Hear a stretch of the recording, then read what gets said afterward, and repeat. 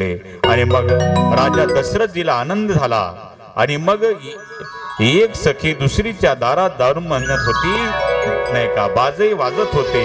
वाजते बाई कशाच्या नोबता, वाजते बाई कशाच्या नोबता, वाजते बाई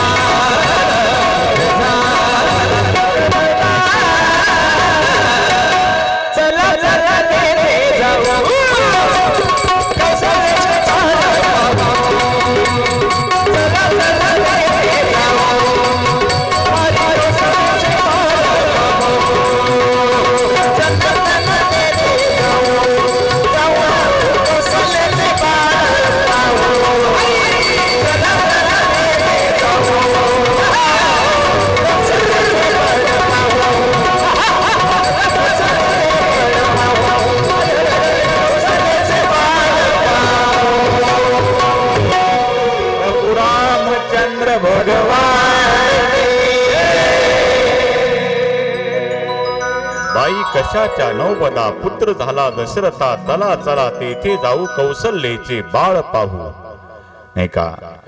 आणि मग जिकडे हा अभंग एकनाथ महाराजांचा आहे बरं का. आणि मग राम दशरथ के घर में घराना हो तो ऐसा हो, लोक दर्शन को चले आए सुहाना हो तो ऐसा हो.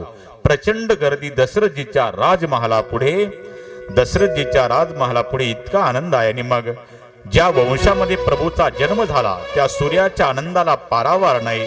संत नामदेवाच्या प्रमाणानुसार एक पलभर सूर्य थांबला, माध्यानासी दिनकर पलभर होय स्थिर. पण संत तुलसीदासजी सांगतात एक महिना थांबला. हे बुद्धिवादी लोकांना न पटण्यासारखं उदाहरण आहे, पण याचा अर्थ असा, एक महिना सूर्य थांबला याचा अर्थ आहे की एक महिना आनंदात केव्हा कसा गेला हे प्रजाजनाच्या लक्षात आलं नाही. याला म्हणतात एक महिना सूर्य जाग्यावर थांबला. आता इथे आळंदीची वारी यात्रा करणारे माणसं असतील, इथं आमचे माऊली आहेतच, आम्ही वारीमध्येच आमची भेट झाली आणि माऊलीच्या पालखी सोहळ्यामध्ये तिथं नाहदमध्ये येण्याचा योग आला, नाहीतर या गावामध्ये आपला काय कोणाचा परिचय नव्हता, नाही का. आणि योगायोगाला माऊलीच्या पालखी सोहळ्यामध्ये आपले माऊली गुंडेकर यांची भेट झाली होती आणि त्यामुळे यांचा योग आला इथे रामायणाचा. म्हणून माऊलीच्या पालखी सोहळ्यामध्ये आपण कधी गेला असाल तर माऊलीच्या पालखीच्या आनंदा सोहळ्यामध्ये एका वारकऱ्याच्या नादाला लागून एक मारवाडी समाजाचे शेठजी गेले आणि मग आळंदी, पुढे पुणे, सासवड, लोणंद असं वाले जेजुरी करत करत करत लोणंदचा मुक्काम आला. आणि 1.5 दिवसाचा लोणंदचा मुक्काम असतो, कधी 2.5 दिवसाचा असतो. आणि मग ते पूर्वीचा काळ, पूर्वी काय मोबाईलचा जमाना नव्हता. ते मारवाडी समाजाचे शेठजी, पूर्वी पत्राचा कार्यक्रम होता, पत्र लिहायचे माणसं. आणि मग ते शेठजीने पत्र लिहायला हातात घेतलं, पेन टेकवली, पण त्या शेठजीला तारीखच आठवेना. आणि मग ते शेठजी त्या वारकऱ्याला सोबतच्या म्हणले, का हो वारकरी बाबा, आजची तारीख काय वारकरी बाबा? माझा सांगण्याचा अर्थ लक्षात घ्या. अरे माऊलीच्या पालखी सोहळ्यामध्ये जन्मात तारीख, तिथी, वार, वेळ न विसरलेले शेठजी, जन्मात कधी तारीख वेळ विसरले नाही शेठजी. पण माऊलीच्या पालखी सोहळ्याच्या आनंदाच्या त्या उत्साहामध्ये 5 दिवसात जन्मातच तारीख, तिथी, वेळ, वार न विसरलेले शेठजी या आनंदाच्या भरात, माऊलीच्या पालखी सोहळ्यामध्ये आनंदाच्या भरात जर 5 दिवसात जर तारीख विसरतात, तर ज्या अयोध्येमध्ये प्रभू रामचंद्राचा जन्म झाला त्या अयोध्येच्या प्रजाजनाचा महिना कसा लक्षात राहील हा अर्थ लावायचा. आणि मग जिकडे तिकडे आनंद आहे. आणि मग ही पूर्वीपासून पद्धती बघा नाही का, एका वेळेला आनंद कोणालाच होत नाही. देवाचा अवतार होय दासा सुख दैत्याभय. एका वेळेला सगळ्यांनाच आनंद होऊ शकत नाही. प्रभू रामचंद्राचा जन्म झाला, सूर्याच्या आनंदाला पारावार नाही. पण चंद्राचं तोंड उतरलं विठ्ठलराव.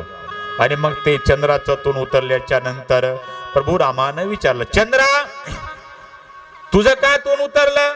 अहो देवा, माझी पण इच्छा होती माझ्या कुळामध्ये जन्म घ्यावा. अरे मी त्याच्याकरता मी द्वापार युगामध्ये स्पेशल अवतार धारण करतो, कृष्ण अवतारामध्ये येतो. म्हणजे नाही का, राम सूर्य वंशातला आहे आणि चंद्र वंशातला कृष्ण आहे. पण चंद्राचं तोंड उतरलं आणि प्रभू रामानं विचारलं, तुझं का तोंड उतरलं? देवा, माझी पण इच्छा होती तुम्ही माझ्या कुळामध्ये जन्म घ्यावा. तुझी इच्छा पूर्ण करतो चंद्रा, पण तुझ्या करता मी स्पेशल अवतार धारण करतो द्वापार युगामध्ये. देवा, एक युग मी वाट बघत बसू? अहो तात्पुरतं काय समाधान करा. आणि मग प्रभू रामानं सांगितलं, हे बघ चंद्रा, जोपर्यंत मी येणारे माझं नाव आहे, माझं नाव घेतल्याच्या नंतर तुझं नाव पाठोपाठ कायम घेतल्या जाईल. म्हणून हा प्रभू राम चंद्र झाला. नाहीतर रामाचं चंद्राचं नाव वेल्डिंग होण्याचं काहीच कारण नाही. केवळ चंद्राला खुश करण्याकरिता हा प्रभू रामचंद्र झाला. नाहीतर रामाचं नाव काय पाहिजेत होतं? राम सूर्य पाहिजेत होतं. कारण की सूर्य वंशात जन्म आहे प्रभू रामाचा, नाही का. दुपारा 12 वाजता जन्म झाला कुणाचा? प्रभू रामाचा. रात्री 12 वाजता या बाबाचा, भगवान श्रीकृष्णाचा. पण वास्तविक पाहता सूर्य वंशातले राम आहेत, पण नाव काय आहे? रामचंद्र. केवळ चंद्राला खुश करण्याकरता प्रभू रामाने आपलं नाव त्याच्या नावासोबत जोडून घेतल्या गेलं, म्हणून त्यापासून रामचंद्र. नाहीतर आपण अजून पण बघा, तुम्ही काही मंडळी पुण्याला जात असणारे, पुण्यामध्ये बरं का राजभाऊ, पुण्यामध्ये पिंपरी चिंचवडमध्ये मोर्या गोसाव्याची समाधी, आणि तिथे मोर्या गोसाव्याची समाधी गणपती बाप्पाची एकमेव उपासक. आणि मग मोर्या गोसाव्याने इतकी सेवा केली गणपती बाप्पाची, थकता काळ आला. गणपती बाप्पा प्रसन्न झाले, मोर्या अरे तुझ्यासारखी कलियुगात कोणी सेवा केली नाही, मी तुझ्यावर प्रसन्न नाही, तुला काय पाहिजे ते माग. गणपती बाप्पा तुम्ही प्रसन्न झालात ना, मला फक्त एकच द्या, काय? तुमच्या नावासोबत माझं नाव कायम जोडल्या जावं. म्हणून त्यावेळेस पासून गणपती बाप्पा मोर्या. नाहीतर मोर्या म्हणण्याचा काहीच संबंध नाही. मोर्या गोसाव्याचं नाव गणपती बाप्पानं आपल्या नावासोबत जोडून घेतल्या गेलं, त्यावेळेस पासून तो झाला गणपती बाप्पा मोर्या. तसा हा रामचंद्र. ही वेल्डिंग लक्षात आली ना तुमच्या? आणि मग ते आता फक्त, नाहीतर मग एक देव एका वेळेला कोणाला सुखी करू शकत नाही. देवाचा अवतार होय दासा सुख दैत्याभय. म्हणून हे प्रसिद्ध 3 दुकान आहेत बघा. एक देवाचं दुकान, एक संताचं दुकान आणि एक जीवाचं दुकान. आणि प्रत्येकाच्या दुकानामध्ये मालही वेगवेगळा सापडला जातो. केवळ सुख मिळतं हे संताचं दुकान, सुख आणि दुःख एकत्रित मिळतं हे देवाचं दुकान, आणि केवळ दुःख मिळतं हे बघा हे जीवाचं दुकान. फक्त बोट हलवायचा कार्यक्रम चालू झालेला बघा. हे त्याच्याकडे बोट दाखवतं आणि ते याच्याकडे बोट दाखवतं. केवळ म्हण का, सुख एक हेची ठाई बहुपायी संताची. केवळ सुख मिळतं संताचं दुकान, सुख आणि दुःख एकत्रित मिळतं हे देवाचं दुकान, आणि केवळ दुःख मिळतं हे जीवाचं दुकान. आज प्रत्येक जण दुःखी, ते त्याच्याकडे बोट दाखवतं. प्रजा दुखिया दुखिया घर मेरा राजा दुखिया, प्रजा दुखिया दुखिया घर मेरा जोगी दुखिया जंगल दुखिया तपस्वी कुछ दुख दुनावे जो लेके सो दुखिया सुखिया कोई नहीं सो लेके सो दुखिया सुखिया कोई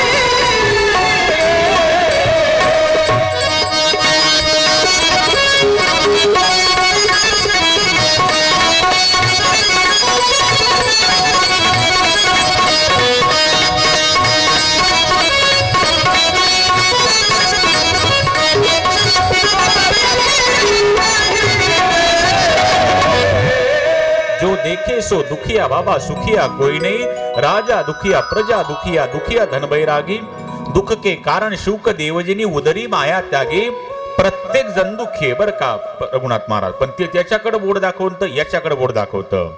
ज्याला मुलं बाळ नाहीत ते म्हणतं मुलं बाळ झालेले सुखी, आणि ज्याचे दारू पिऊन जोड्या भरले लाता घालतात ते म्हणतं अजिबात नाही झालेले सुखी. ते त्याच्याकडे बोट दाखवतं, ते याच्याकडे बोट दाखवतं. ऐका ते प्रत्येक जण, ते कॉलराची साथ आली, पटापटा पटापटा पटापटा माणसं मेली. कोरोनाच्या काळामध्ये माणसं घाबरायचे, खोकल्याला घाबरायचे, कारण की खोकला की ठोकलाच, बरोबर की कोरोनाच्या काळामध्ये माणसं घाबरून जायचे नाही का. ते पण काही कोरोनाच्या काळामध्ये काही मुलांनी आईवडिलाची इतकी सेवा केली नाही का, इतकी सेवा केली त्याला तोडत नाही.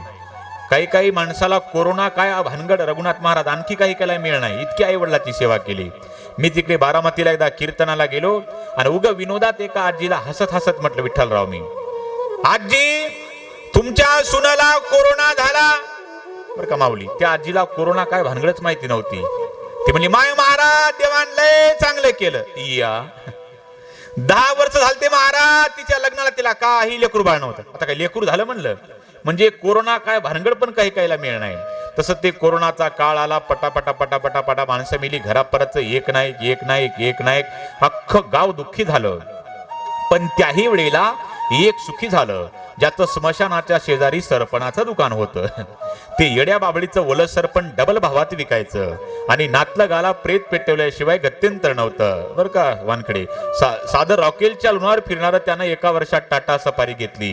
हे गावात ते एका किरणा दुकानदारानं बघितलं आणि विचार केला, अरे दिवसभर पुड्या बांधतो 40 रुपये 50 पैसे, लेका ते गेल्या वर्षी रॉकेलच्या लुणावर फिरायचं, यंदा मला टाटा सफारीतून टाटा करतं, आणि पुन्हा वर म्हणतात तुला फिरवीन नका वाजवू. म्हणून यानंही त्याच्या बाणीवर शेतही विकलं, घरही विकलं, बँकेकडून काही कर्ज काढलं, स्मशानात दुकान थाटलं, वर बोर्ड लावला, आमच्या इकडे अंतयात्रेचे सर्व साहित्य स्वस्त दरात मिळेल. 5 मन सरपण बांबू हार बॅन पार्टी फोन मोबाईल महाराज मंडळीसह. 1 जानेवारी 2025 ला त्यानं दुकान ओपन केलं. पण नोव्हेंबर महिन्यातली 11 तारीख आली तरी गावातलं एकही नाही मेलं. आता अख्खं गाव सुखी झालं, लेका बैमानदार दुकानदार दुखी झालं. म्हणून काहीला सुख तर काहीला दुःख हे देवाचं दुकान. ते सख्या बहिणी एकाच मंडपात लग्न झालं आणि आंबे रसा करता माहेरी आल्या. जन्मदात्या बापानं चौकशी केली, तुझं काय चाललं ताई? काय नाही बाबा, हलकासा पाऊस पडला, महागाचं बियाणं पेरलं, 8 दिवस झाले पाऊस नाही, आणि परत जर 8 दिवस जर पाऊस आला नाही तर आम्हा दोघा नवरा बायकोला आळंदीला मधुकरी मागल्याशिवाय गत्यंतर नाही. बापाला वाईट वाटतं, बापानं धाकटीची चौकशी केली, तुझं काय चाललंय बेबी?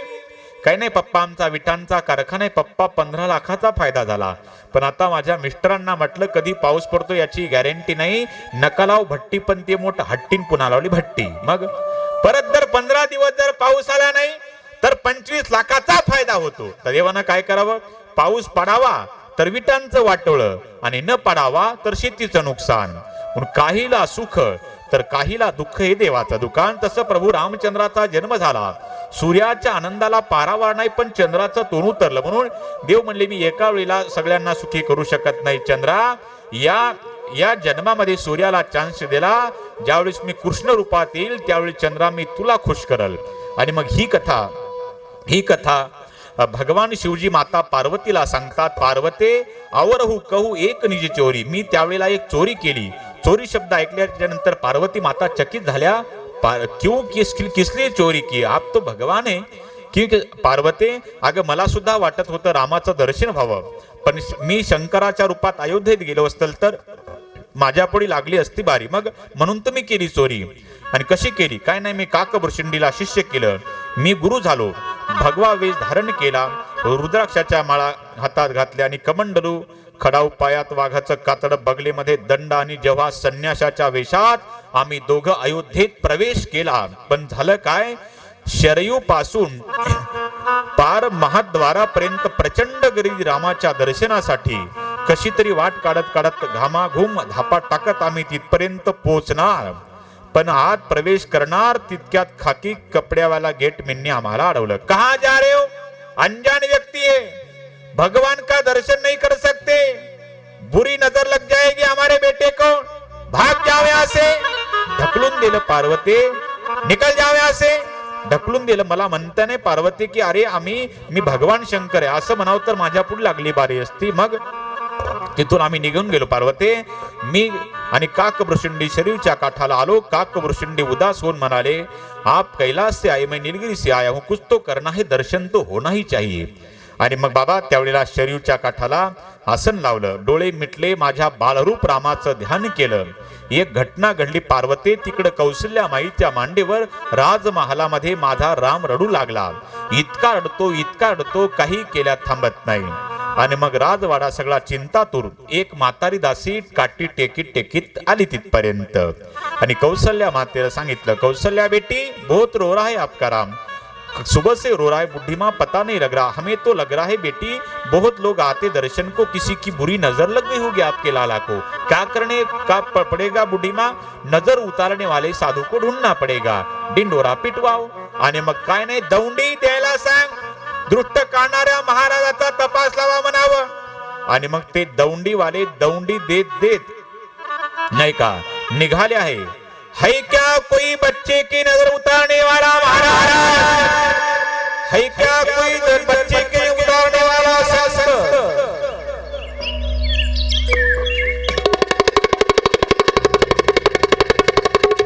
है क्या कोई बच्चे की उतारने वाला.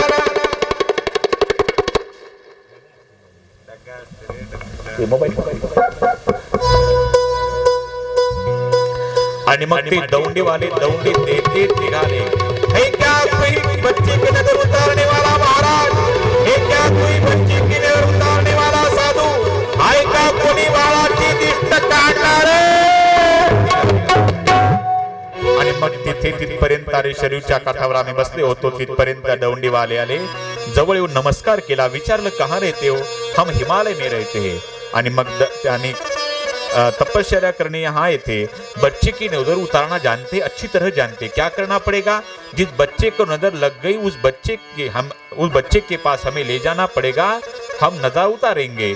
आणि मग ते दौंडी वाले पुढे आम्ही त्यांच्या माग. आणि मग ते दौंडी ज्या गेटमॅननी आम्हाला सकाळी आम्हाला 9 वाजता ढकलून दिलं, त्याला आम्ही 2:45 वाजता आम्ही त्याला ढकललं नाही का, आम्ही आत गेलो. आम्हाला म्हणायची गरज नव्हती. ते दौंडीवालेच म्हणत होते, बाजी ऑटो नजर उतारने वाले महाराज आ गए, बाजी ऑटो नजर उतारने वाले संत आ गए. असं करत करत आम्हाला राजमहालात प्रवेश मिळाला. कौशल्या माईला वाकून नमस्कार केला. कौशल्या माईने नमस्कार स्वीकारला. कहाँ रहते हो महाराज जी, हिमालय के गुफा में रहता हो. माँ साधू को कोई घरवता है क्या माँ. हे बघा शंकरजीचं नाटक. आता असे साधू आहेत का, अहो कैलासासारखं नाही का निवास आहे, पार्वती सारखी पत्नी आहे, कार्तिक स्वामी गणेशजी सारखे पुत्र आहेत, पण महादेवाचा नाटक बघा कुठे, अयोध्येमधला. मी तिथंच होतो. सगळ्या भानगडी तुम्हाला सांगतो बघा. महादेवजीचा नाटक. माँ साधू को कोई घरवता है क्या माँ, तो हाँ तपस्वी संत है, हाँ मैं तपस्वी संत हूँ, बच्चे की नजर उतारना जानते, अच्छी तरह जानता हूँ, क्या करना पड़ेगा माँ, जिस बच्चे को नजर लग गई उस बच्चे को मेरी गोद में दे दो माँ, दोबारा नहीं रोएगा आपका लाल. आणि मग असं करता करता त्या प्रभू रामाला, प्रभू रामाला मी माझ्या मांडीवर घेतलं. आणि मग हरिहराच्या 4 नेत्राचं मिलन झालं. मी माझ्या रामाकडे बघत होतो, राम माझ्याकडे बघत होता, आणि अख्खी अयोध्या नगरी आमच्याकडे बघत होती. आमच्या दोघांचे 2 भाव होते नाही का. मी म्हणत होतो नाही का, प्रभू रामाचा भाव होता. प्रभू रामचंद्र म्हणत होते, याही वेळेला तुम्ही माझं केलं भगवान शंकरा. आणि मीही भगवंताला म्हणलं, प्रभू रामचंद्रा तुम्ही याही वेळेला मला दर्शनाची इच्छा माझी पूर्ण केली श्रीरामा. असे आमचे दोघांचे 2 भाव होते. आमच्या हरिहराच्या 4 नेत्राचं मिलन झालं. माझा राम गदगद हसू लागला आणि मी ढसा रडू लागलो. मग सगळे विचार करतात. कौशल्या मातेने विचार केला, बाबा किती चांगली दृष्ट काढली, हा दृष्ट काढणारा महात्मा किती चांगला आहे. म्हणजे सकाळपासून माझं लेकरू रडतंय, या बाबानं मांडीवर घेतलं, दृष्ट काढणारा रडतो, माझं लेकरू हसते. बाबा तुम्ही किती चांगली दृष्ट काढली बाबा, तुम्ही मी भविष्य पण बघतो माते. मग काय नाही, हा 15 वर्षाचा होईल ना माते, याला एक साधू घेऊन जाईल, तू भीच नाही. असं बोलू नका. यज्ञ यागादी क्रिया करून जन्माला आलेले लेकरे तुम्ही म्हणता साधू घेऊन जाईल. पुढचं ऐका. भया हा 15 वर्षाचा होईल ना माते, याला घेऊन जाईल, पण जगात सुंदर नाही अशा सुंदरी सोबत तो साधू महात्मा या तुझ्या मुलाचं लग्न करून देईल आणि सुने सहित त्या मुलाला तुझ्या ताब्यात देईल. असं आहे का? मग बाबा तुम्ही एवढं भविष्य सांगता, मग राज्याभिषेकाचं सांगा. पार्वती मला माहिती होतं हा राज्यावर बसायच्या अगोदर याला 14 वर्षाचा वनवास भोगावा लागणार आहे. हे जर सांगितलं कौशल्या मातेला तर आजच कौशल्या माता नाराज होईल. मी खोटं बोललो पार्वती त्यावेळेला कौशल्या मातेला. मी म्हणलं आई साहेब, आताच तर जन्म झाला, नीट रेषही हाताच्या ओळखायला येत नाही, तुम्ही काळजी करू नका, मी काही दिवसानंतर एक दिवस येईल आणि फुकट सांगून जाईल, काळजी करू नका. आणि मग असं करून दुःखी अंत करणारा मी राजवाडा सोडला आणि राजवाडा सोडला. आणि मग नंतर आता काही दिवस गेले. मग नामकरण विधीचा सोहळा वशिष्ठजीच्या द्वारे यथासांगरित्या पार पडला. वशिष्ठ म्हणाले, राजन, याला हजारो नावं जरी असले, दुनिया को आराम दिलाने वाला कौशल्या नंदन का नाम मैं श्री राम रखता हूँ. जेव्हा राम शब्दाचा उच्चार झाला वशिष्ठजीने जेव्हा केला तेव्हा सर्वांनी जय जयकार केला. बोलिये रामचंद्र भगवान की जय. आणि मग कैकेयी पुत्राचं नाव भरत ठेवण्यात आलं. पुढे शत्रुघ्न नंतर लक्ष्मणाच्या नामकरण सोहळा यथासांगरित्या पार पडला. आता 4ही रांगायला लागले. इथून दिसतील तुम्हाला त्यातले 2 गोरे आणि 2 सावळे आहेत, तरी चौघांना झगे पिवळे आहे. पित्त झगुलिया तनु पहिराई, नाही का? आणि मग ते इतके सुंदर आहे, रांगतात, बाहेर येतात, भिंतीचा आधार घेऊन पडतात, घसरून पडतात. पुढे काही दिवस असतात आणि हसले की चौघाच्या गालामध्ये खड्डे पडतात. आणि मग ते रामचंद्रजी आणि त्याच वेळेला भिक्षेच्या निमित्तानं कौशल्या मातेच्या महालापुढे अनेक जण येतात. आणि मग ते प्रभू रामचंद्र ठुमक चलत बाजत पैंजनिया. आणि मग ते ठुमकू ठुमकू चालतात. ठुमक चलत रामचंद्र, ठुमक चलत रामचंद्र, बाजत पैंजनिया. ठुमक चलत रामचंद्र, ठुमक चलत रामचंद्र, ठुमक चलत रामचंद्र, बाजे पैंजनिया. ठुमक चलत रामचंद्र, ठुमक चलत रामचंद्र, ठुमक चलत रामचंद्र, बाजत पैंजनिया. ठुमक चलत रामचंद्र, ठुमक चलत रामचंद्र, ठुमक चलत रामचंद्र, बाजे पैंजनिया. ठुमक चलत रामचंद्र, ललकी किलकी उठत धाय, किलकी किलकी उठत धाय, फिरत घुमिलत पटाय. धाय मात बोलनेत, धाय मात बोलनेत, दशरथ के कन्हैया. ठुमक चलत रामचंद्र, ठुमक चलत रामचंद्र, बाजत पैंजनिया. ठुमक चलत रामचंद्र, ठुमक चलत रामचंद्र, ठुमक चलत रामचंद्र, बाजे पैंजनिया.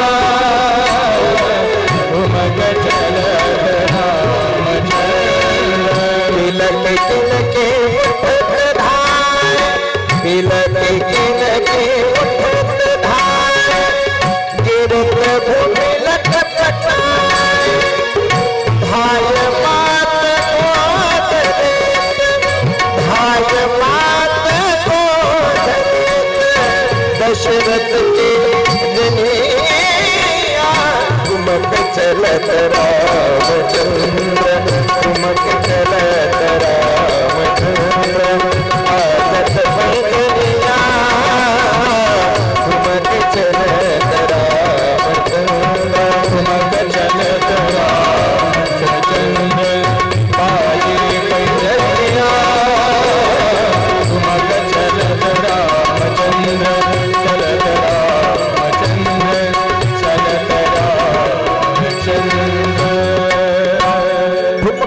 भक्त रामचंद्र बाजत पैंजनिया. आणि मग ते प्रभू रामचंद्र नाही का आता थोडे मोठे झालेत बघा.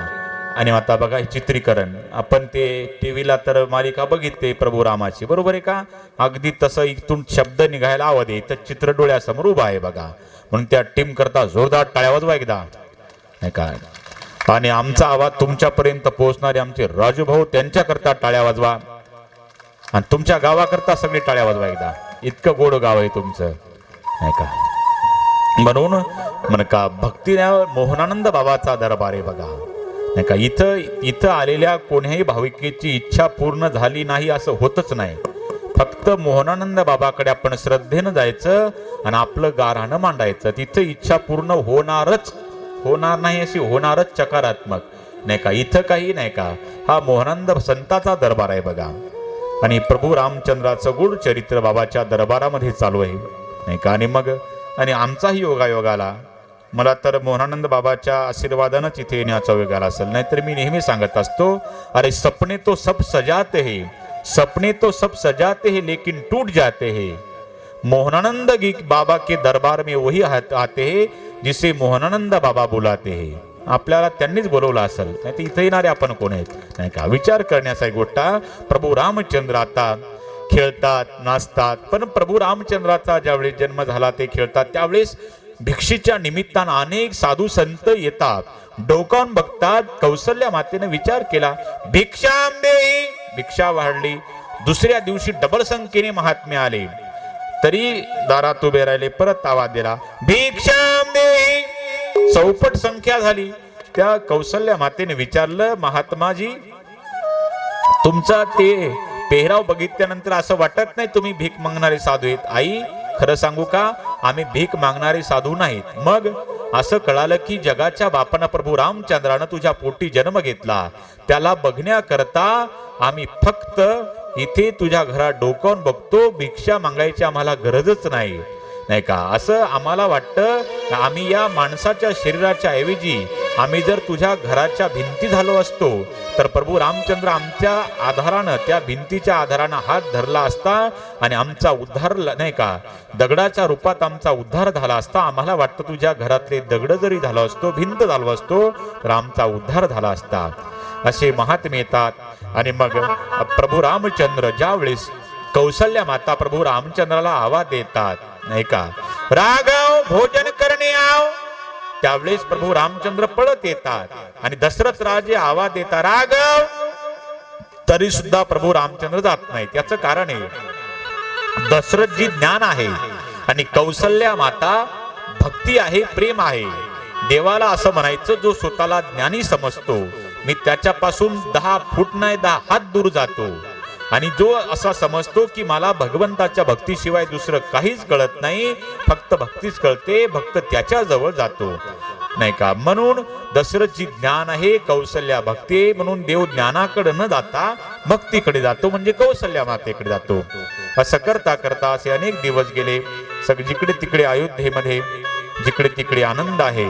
आणि मग आता विद्या शिकण्याच्या उद्देशाने गुरु ग्रह गये पढनर गुराई. आणि मग गुरुच्या आश्रमामध्ये आता थोडे मोठे झाले, गुरुच्या आश्रमामध्ये शिकण्याच्या उद्देशाने गुरु ग्रह गये पढनर गुराई. गुरु ग्रह गये म्हणजे गुरुच्या घरी शिकायला प्रभू रामचंद्र निघाले. आता त्यांना पगारी शिक्षक ठेवता आला नसता का विठ्ठलराव? पगारी शिक्षक ठेवला असता, पण पगारी शिक्षक ठेवल्यावर त्या विद्यार्थ्याचा त्या गुरुजीवर पवित्र भाव राहत नाही. तो म्हणा, अरे माझ्या बापाने या गुरुजीला ट्युशनचे पैसे दिले म्हणून आज शिकवतो माझ्या बापाला नाही का. असं विद्यार्थ्याचा पवित्र भाव राहणार नाही.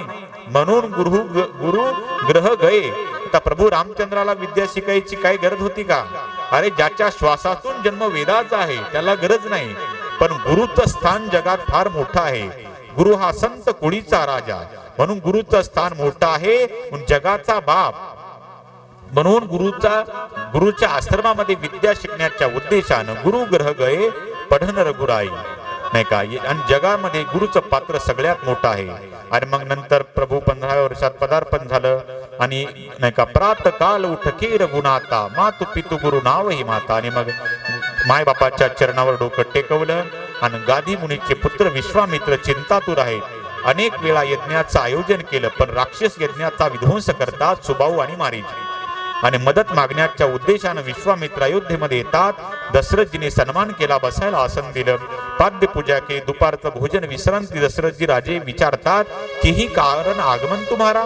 आणि राजा सांगितलं, राजा अरे ते विध्वंस करतात की सुबाहू आणि मारेजे, त्याच्या करता तुझा राम माझ्या यज्ञाच्या संरक्षणाकरता पाहिजे. राम शब्द उच्चारल्याच्या नंतर दशरथजी म्हणतात, कुछ तो सोच समज कर मंगो बाबा. अहो तो माझा प्रिय पुत्र राम आहे, तुम्ही वाटलंच तर माझा प्राण मागा, पण मी राम देणार नाही. काही मागा, मी राम देणार नाही. विश्वामित्र ताडकन उठले, वाघाचं कातड बगलेमध्ये घेतले, पायात खडाव, हातात कमंडलू उचलला आणि 4-5 पायऱ्या उतरल्या. ताड ताड ताड ताड उतरले, थांबले, लाल डोळे केले, माग वळून बघितलं. राजा जातो राजा, पण एक लक्षात ठेव दशरथा, पाहतो काय माझ्याकडे, लक्षात ठेव. निघालो विनमुख निघाली ती सर्व सुकृताची संपत्ती. राजा मी चाललो, पण लक्षात ठेव विश्वामित्र म्हणतात मला. आणि हे जर तुला वाटत नसल तर तुझ्या पूर्वजाचं चरित्र आठव, हरिश्चंद्र राजाचं, मग तुला कळेल विश्वामित्र काय आहे. म्हणून विश्वामित्रांना आठवण करून दिली. कुणाची? राजा हरिश्चंद्राची. तो प्रसंग बघू, गोड प्रसंग आहे बघा, गहू 4-5 मिनिटांमध्ये तोही प्रसंग बघू आपण. राजा हरिश्चंद्राचं चरित्र आठव, मग तुला कळेल विश्वामित्र काय आहे. म्हणून हरिश्चंद्राचा विचार करा. हरिश्चंद्र